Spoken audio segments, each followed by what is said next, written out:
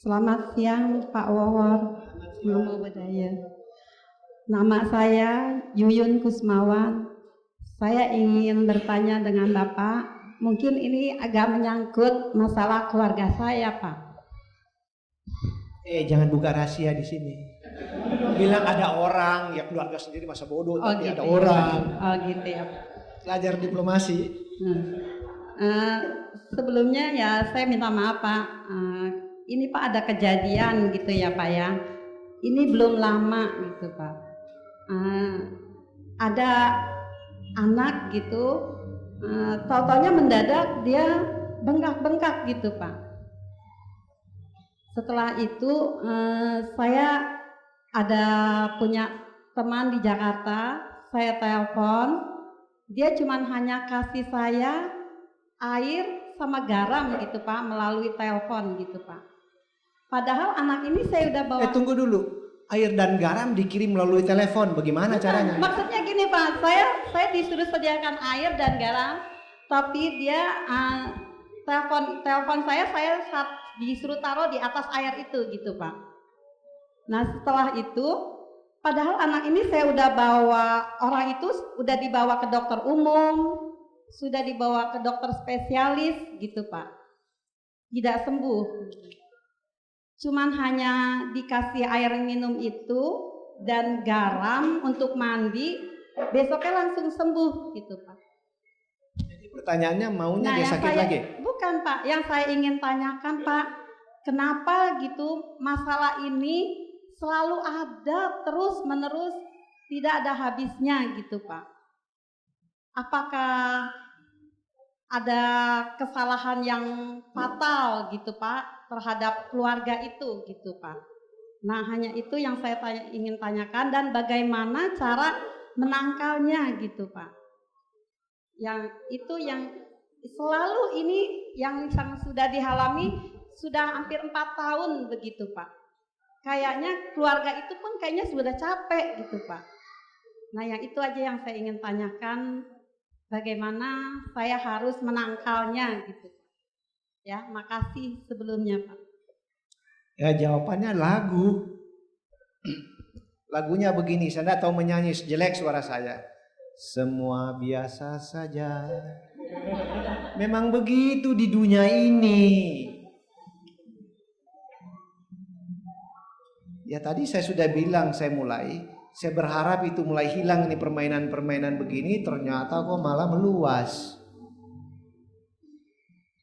Karena prinsip umum yang berlaku, karena dunia kita masih begini, ingat baik-baik, bukan semua orang suka pada kita, dimanapun kita berada. Jangan lupa itu.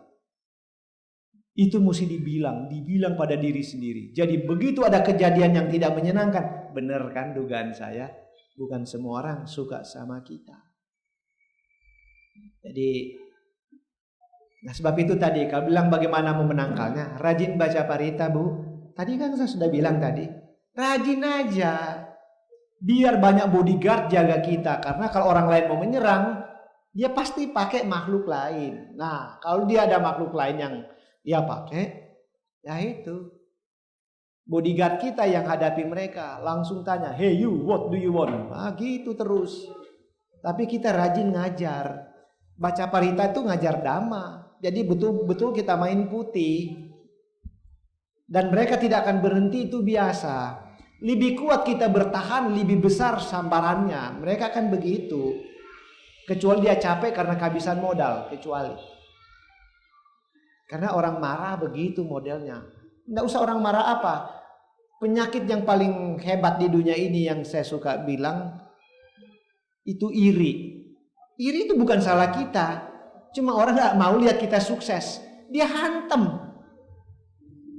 Jahat memang. Kalau dia misalnya anaknya kita maki-maki, lalu dia marah kita, itu masuk akal. Ada dasar jelas. Tapi karena kita sukses lalu dia tidak senang, itu aneh itu. Sebab itu tadi ngomong-ngomong saya bilang lebih baik saya bicara baik sama orang yang sukses, luar biasa kamu sukses. Saya senang begitu. Saya bisa diajak nunut mobilnya atau makan gitu. Iya. Coba orang itu dia datang, dia begini cerita dia maju. Itu mungkin korupsi, kamu mungkin rampok, kamu kayak begini. Kapan diajak makan atau nunut mobilnya? Nggak ada. Kalau lagi hujan-hujan dia lewat, ada air dia hantam aja biar kita basah. Rasain lu. Karena apa? Iri itu banyak yang muncul. Nah ini yang paling susah, penyakit paling susah. Dan banyak berbuat baik, Bu. Nah, perbuatan baik yang paling bagus antara lain yang saya maksudkan adalah function itu. Karena kalau menyelamatkan makhluk lain itu berarti kita memberikan segala-gala pada makhluk itu. Ya syukurlah. Gak usah bosan-bosan. Kalau mampu ya biasanya misalnya 10 ekor ikan mas, nggak bisa ya 2 ekor teri aja lah mas. Yang penting menyelamatkan makhluk. Tapi sila pertama harus dipertahankan. Bukan begitu lihat kecoa langsung ambil sendal yang main silat, plok plok plok plok plok begitu. Kau membunuh. Jangan lakukan itulah. Kalau takut suruh pembantu aja yang selesaikan. Kalau saya di rumah, istri saya nggak mau, saya bilang tenang aja. Kok cuma kecoa takut? Saya kan wanita, jadi takut kecoa. Loh, tapi kamu juga suruh pembantu untuk ambil, dia kan perempuan. Kok bisa? Ya ke saya malah saya ambil, saya tangkepin kecoanya, saya buang di luar. Saya nggak suka kecoa, tapi ya udahlah, ambil, lihat kecoa, bicara sama dia. Saya nggak bunuh kamu kok, saya mau selamatkan. Cuma habis buang bau tangannya, elek banget. Tapi ya itu risiko. Usahakan jangan membunuh, karena membunuh itu kelompok membenci. Kalau kita lebih membenci, serangan lebih dahsyat. Jadi kebencian harus dibalas dengan cinta kasih. Tidak pernah kebencian dibalas dengan marah, tidak pernah tetap lenyap. Nah, usahakan aja itu. Kalau mengapa dia serang terus kita nggak tahu apa sebabnya, tapi orang itu memang begitulah. Iri atau apalah alasannya. Baik, ada yang lain silakan. Mungkin bisa ditambah dengan tipsnya mengenai membaca parita, jadi biar semua orang juga tahu karena ini menyangkut kasus. Jadi mungkin Pak Mawar bisa memberikan tips. Tadi bicarakan ada Aradhana Dewata dan sebagainya, mungkin ya biar, karena parita luas Pak, jadi supaya bisa yang lebih mengenai sasaran parita apa saja yang perlu dibacakan gitu. Ada 3 parita inti yang biasanya harus ada di dalam satu pembacaan parita.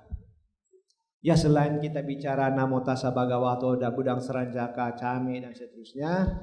Nah kita mulai dengan parita Karene Metta Sutta. Terserah mana yang lebih dulu. Pokoknya Karene Metta Sutta, Manggala Sutta dan Ratana Sutta. Cuma orang ada kelanya mau senang tapi malas. Pak, Ratana Sutta kan panjang. Baca Karena Metta Sutta pun 10 bait, panjang Pak, boleh didiskaun, masih dikasih izin diskaun. Kalau Ratana Sutta cuma 7 bait, tidak usah 14, 7 bait aja. Kalau Karana Metta Sutta, ya cukup yang 3 bait paling belakang, mulai dari Metanca Sabalokasming sampai selesai. Tapi kalau Manggala Sutta, mesti mulai dari Asewana Cak Balanang sampai selesai. Kenapa begitu? Karena begini, Karana Metta Sutta memang adalah sutta yang diajarkan kepada makhluk-makhluk supaya mengembangkan cinta kasih, dan kita juga menyatakan kita tidak bermusuhan dengan makhluk manapun. Sebab itu tadi saya katakan ada makhluk yang kelihatan itu dibilang mengganggu, kita tidak boleh usir, dan ngusir. Kita ajar dhamma supaya dia mengerti. Jadi itu karena Metta Sutta punya tugas. Mengajar juga dewa itu dengan Manggala Sutta. Bahu dewa manusia cak manggalani acinta huyung. Banyak dewa dan manusia mempersoalkan apa itu Manggala. Lalu itu yang ditanyakan kepada Sang Buddha supaya Sang Buddha jawab. Baru Sang Buddha mulai menjawab Asewana Cak Balanang dan seterusnya. Jadi memang itu ditujukan karena Metta Sutta, Manggala Sutta ditujukan kepada para dewa. Sedangkan Ratana Sutta, latar belakang ceritanya itu Sang Buddha pergi ke Wesali. Di Wesali, di satu kota namanya Wesali itu sedang puncak-puncaknya penyakit semacam kolera, tifus dan desentri, dan banyak yang mati. Di jalan-jalan banyak mayat berkelimbangan. Kota berbau busuk karena mayat-mayat. Panas terlalu panjang, musim panas panjang, tidak ada hujan. Jadi tambah berantakan. Nah, pada waktu Sang Buddha sampai, Sang Buddha memberitahukan tentang Ratana Sutta kepada Biku Ananda. Tapi memang Biku Ananda biku yang canggih. Gampang ngafal dia itu. Nggak cepat sekali dia hafal, dia dengar, dia hafal. Sang Buddha berikan pataknya Sang Buddha, ada air di situ. Lalu Sang Buddha perintahkan Ananda keliling kota. Sementara baca parita Ratana Sutta memercikan air itu. Nah, sejarah percik-percik pemberkahan itu dari situ sumbernya. Jadi apa yang terjadi pada waktu dia lagi percik-percik, ternyata banyak 1, 2, 3, 4 yang A itu asura. Terlalu banyak asura di situ lagi berpesta pora makan-makan mayat manusia. Dan mereka juga yang menyebabkan manusia banyak mati dan penyakit, mereka juga punya ulah. Walaupun kita tahu itu permainan karma, tapi makhluk-makhluk itu juga ada. Akhirnya air naik, mayat-mayat mengapung, akhirnya terbawa ke sungai Gangga semua. Bersih itu kota setelah habis Ananda putar baca parita itu. Sang Buddha punya kehebatan begitu, tapi tetap itu tidak dijadikan sebagai alat untuk propaganda agama. Nggak boleh. Sebab itu 3 parita itu yang harus ada. Nah, kecuali mau tambah-tambah yang saya bilang tadi, Budang Satapakarnang Saranang Gacami, Damang Satapakarnang Saranang Gacami, Sanggang Satapakarnang Saranang Gacami. Sabasatru Winasantu, Sabasatru Winasantu, Sabasatru Winasantu. Nah, kapan saya pakai? Dulu waktu saya putar-putar di daerah sini atau di mana saja. Nah, celaka, harus datang ke rumah orang. Nah, ke rumah orang kita bisa disikat dari rumah orang itu. Di mana dia hantam? Melalui minuman. Sudah dikasih di minuman. Mau diguna-gunain. Nah, kalau kita sudah biasa meditasi punya detektor, begitu sampai di rumah itu kita sudah tahu something wrong, ada yang nggak beres di rumah ini. Walaupun dia mau sembunyi pura-pura, nggak usah pura-pura, kita tahu. Nah, sekarang mau minum, padahal minuman itu dia sudah taruh. Sedangkan dalam budaya kita kalau tidak minum tak sopan.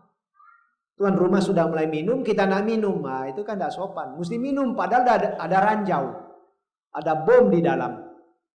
Nah minum. Nah kalau masih sempat, pokoknya keluar aja. Tapi jangan ngomong, jangan bunyi. Begitu pegang, sopan banget kita pegang. Nah, gelas sudah dipegang. Sudah mulai ke arah mulut.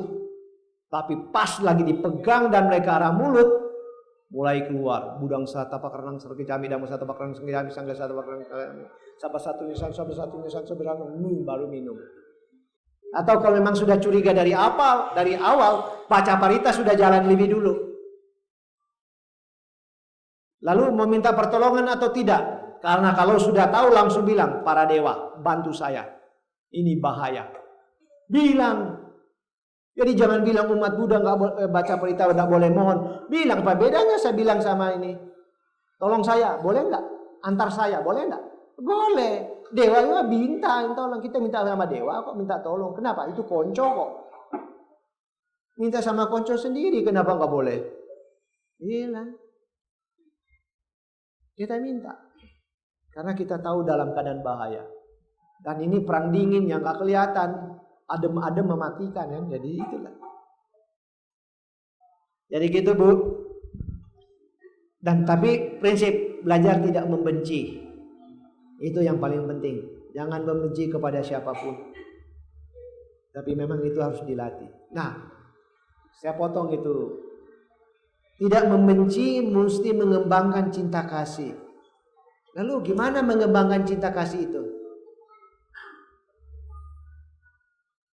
Mau mengembangkan cinta kasih untuk memunculkan rasa cinta kasih, apalagi sebagai ibu punya anak misalnya atau punya papa atau mama, mulai fokuskan pada mereka. Memang meditasi lain lagi ceritanya, tapi untuk memunculkan rasa cinta kasih, misalnya sama anak. Punya anak kan sayang kan sama anak. Nah kita mikir, Sayang sekali sama anak kita ini. Bagaimana dia kecil dan seterusnya ini. Sayang banget. Nah, sayang itu yang kita bayangkan terus. Lalu baru mulai kepada siapa-siapa yang kita sayangi.